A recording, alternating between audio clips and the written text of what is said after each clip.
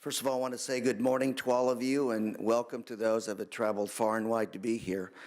And I want to thank the coalition that's standing behind me on this most important issue. And it's an issue that talks about good things, which are wonderful teachers, and also something terrible that happens in our society, which is heinous crimes to our children.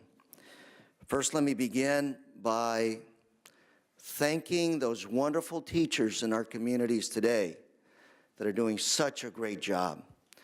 I attended public schools, was it 4 years ago or 45 years ago? 45 years ago, and I remember junior high, elementary school, high school. There's always a teacher that went out of their way to guide me, to help me, and really to believe in me, to mentor me, to counsel me. And if it wasn't for those wonderful public teachers in the public schools, God knows where I'd be today. Today, 40 years later, my children, the most precious gift that God has given me, my children attend public schools in the city of Santa Ana. And I can tell you, being a parent who's part of their life in those public schools, I just, again, want to thank those teachers for the great job they're doing, not just for my personal children, but for all the children in that community that has so many economic challenges. And I'll tell you, if you talk to those teachers, you can see that they really care from the bottom of their heart for each and every one of those individuals. This bill, Senate Bill 843, is not about these wonderful teachers. What this bill does, Senate Bill 843, is it strikes a balance between due process and protecting our children from those who commit serious and immoral conduct upon our children. What this bill does is it really streamlines the dismissal process. Let me repeat that. This bill streamlines the dismissal process for cases that involve teacher conduct that could jeopardize student safety by making that process more efficient and less time-consuming and less expensive. Now, all of us have seen the newspaper stories about real cases in our communities.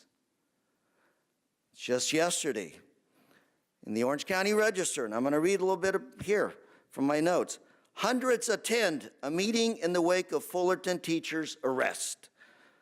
Standing room only crowd, 500 parents and students turn out at a meeting at Nicholas Junior High School Monday, applauding swift response by administrators and police to report on the report of a sexual misconduct by a teacher with 2 male students.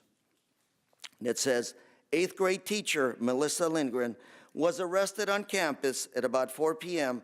on 6 felony counts, including child molestation, child annoyance, and dissemination of harmful matter to a minor. And that was just 2 days ago. Again, my bill, it's about protecting our children from these kinds of people who commit serious and immoral conduct on our most loved, most precious children. Sadly, our current process to dismiss such predators in the classroom is usually bogged down by complex requirements that are unfair to the victim and the public. And yes, let's keep due process, but let's not forget the victims, the children.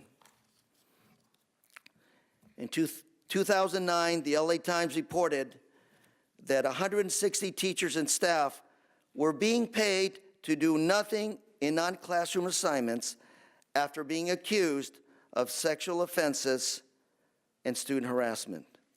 Cost to the taxpayers, $10 million. And sadly, because of these high costs and high burdens of proof, many districts don't take action at all.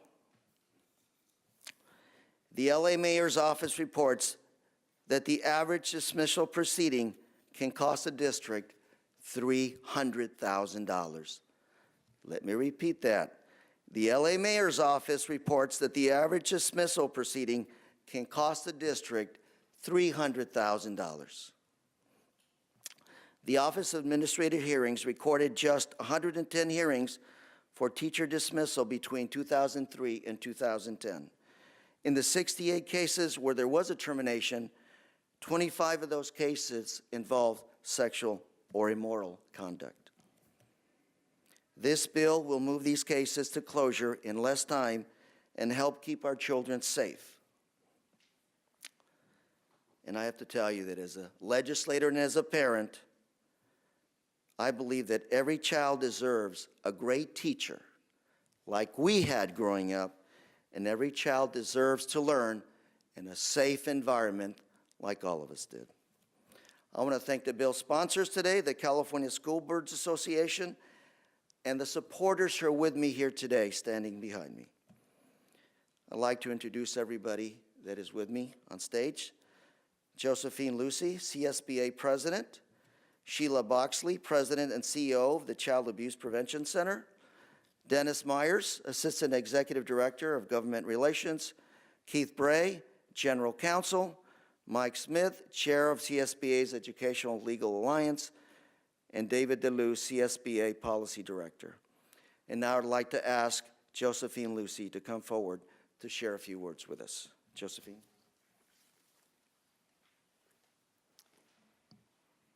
Thank you, Senator Correa, for your willingness to take on this very important issue. Hopefully, we will see Governor Brown's signature on this legislation later this year. Whether it was AB 375 or SB 1530, CSBA has been actively engaged with legislators, key stakeholders, and organizations on this issue for several years now. We are standing here today with Senator Correa, with educators, and with victims' rights advocates to propose legislation which better provides protection to students by strengthening the existing teacher dismissal laws for serious and egregious conduct. SB 843 is a balanced approach. It protects the safety of children in the classroom and preserves due process for teachers. It speeds up the process to ensure that teachers posing a threat to students are effectively and permanently removed from the classroom. SB 843 is designed to rescope what currently can be a 2-year process and reduce it to about 12 months, saving precious time and resources. SB 843 maintains fairness and due process for teachers. It maintains important teacher protections, such as requiring schools to provide adequate notice and a hearing at the teacher's request. It clarifies that the employer is responsible for paying the costs of the hearing, regardless of the outcome. As Senator Correa stated, we recognize that this proposal is targeting a small percentage of teachers who violate the trust bestowed upon them to educate, care, and protect the students under their supervision. California's 300,000-strong teaching force is perhaps the most important resource we have in our public education system.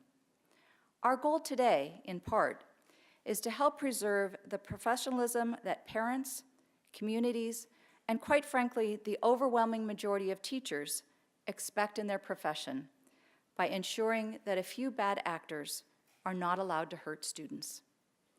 CSBA is proud to work with Senator Correa, and we look forward to working together to finally get this issue resolved. California's 6 million students deserve our attention on this matter. Thank you. Thank you very much, Josephine. I'd like to introduce Ms. Sheila Boxley, President of the Child Abuse Prevention Center. Sheila, welcome. Thank you very much. I'm very honored to be here today. And I want to tell you that I have been blessed in my life personally with some very wonderful teachers who have influenced me and guided me, and even more so by those special teachers in my family. More than 50% of the people in my family have been teachers, including my mother, both of my aunts, my uncle, and most recently my beloved niece who's finishing her student teaching. they would all agree with me, they do all agree with me, that our fundamental responsibility as adults in a society is to protect our children. There is simply nothing more important that we should be doing. We know that the best thing we can do is keep child abuse and neglect from ever occurring. But I'm here to assure you that I know firsthand it does happen. And it does happen in some of the most unlikely places, within institutions that we trust the most and those that we give our children over to care for. That's a violation. That's an incredible violation. I want to take just a minute to put some perspective, if I can, on the numbers that the senator gave you about what it cost, what the cost is within school districts only to deal with these cases the way that the law is currently structured. When he talks about numbers like $300,000 for one instance, one case, let me tell you that the cost for a full year for intensive in-home services for a family at risk of child abuse and neglect costs $1,200. Do the math. Which would you rather see happen? As far as I'm concerned, we have an obligation to make good sense and good judgment and do the most we can to protect the most children. The Child Abuse Prevention Center strongly endorses this bill.